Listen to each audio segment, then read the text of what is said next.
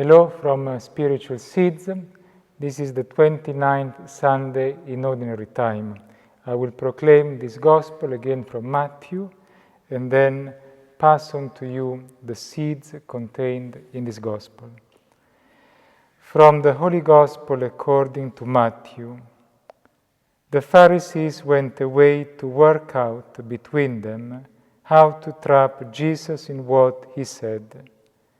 And they sent the disciples to him, together with the Herodians, to say, Master, we know that you are an honest man and teach the way of God in an honest way, and that you are not afraid of anyone, because a man's rank means nothing to you. Tell us your opinion, then. Is it permissible to pay taxes to Caesar or not? But Jesus was aware of their malice and replied, You hypocrites, why do you set this trap for me?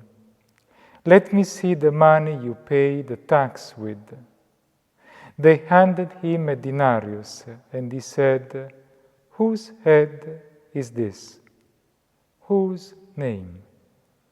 Caesar's, they replied. He then said to them, Very well, give back to Caesar what belongs to Caesar, and to God what belongs to God. The Gospel of the Lord.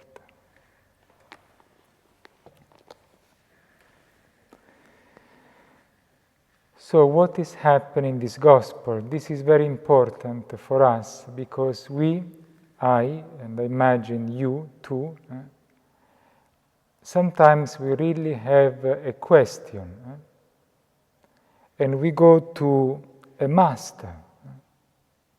We can go to our parents, we can go to a teacher, like here, we can go to a priest, we can go to the church, to our catechists, and say, Master, I have a question.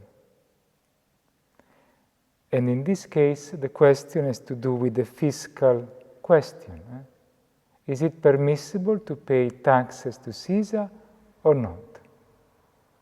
In itself, it's true. Behind this question, the Herodians, the Pharisees, there are political factions. Each one of them was trying to bring water to their own quarter. But it's fundamentally still a genuine question. These people want from the teacher, from Christ, an answer. And maybe you too. Maybe you have an answer. Maybe it's not to do with your tax return, or maybe it is. Or maybe it's to do with your guidance of your family. Is it permissible to do this? Or in your marriage? Can even be a sexual question. Is it permissible, this, or not? Or a question to do with your morality. Am I doing something wrong or not? The question in itself, it seems neutral. But what is happening in this Gospel is that inside this question to Christ, the devil has entered. How do I know? How do we know? It's because when you look at the vocabulary of this Gospel from Matthew, there are some terms that you only find here, and in chapter 4, that is the temptations of Christ in the desert by the devil. In both, you find the word temptation. In both, you find the word trap, snare. In both, you find the word left. They left as the devil leaves Christ after the temptations. In both, you find the word evil, malice. That is, in what seems a neutral question, the devil can enter and can change the nature of the question that you have into a temptation, a trap for you. How does Christ answer? You see, Christ, in one way, refuses to be inside the box. Sometimes we want an answer from Christ because we want the security of a box. This moral thing is good. This moral thing is wrong. This action in my sexuality is good. This is wrong. This to do with my, I don't know.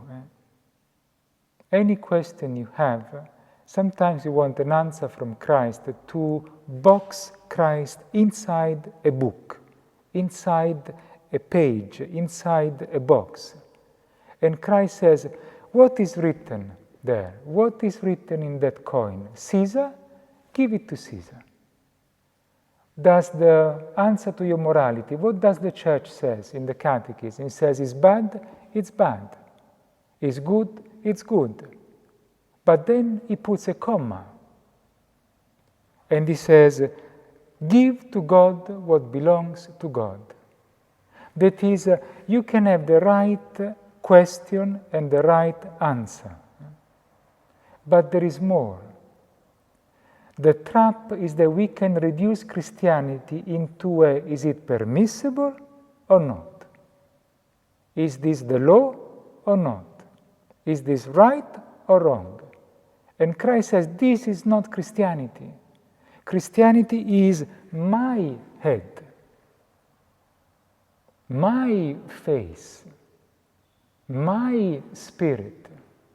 This is Christianity. It's not a set of rules. Those, they come from here. Christ wants to expand our life. Christ doesn't want us to spend our life inside a trap. Christ wants to give us something new, that is that we resemble Him, that we know that we have a Father in heaven, that we know that we can trust in Him, that we are called to love, to serve in this way, and the box is not what is it all about. Let us receive this good news. That Christianity is bigger than our boxes, and that we can be defended by these temptations to reduce Christianity into, is it permissible or not? You and I, we are in the image of God. Maybe you do things that are not permissible. Maybe you are outside the box. But Christ has the power to take you and to make you into His image. In Christianity, what comes first is not the box.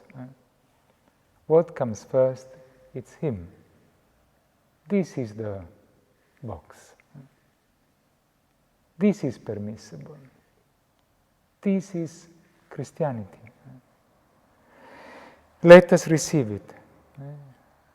I leave you with this good news, and I will see you next Sunday.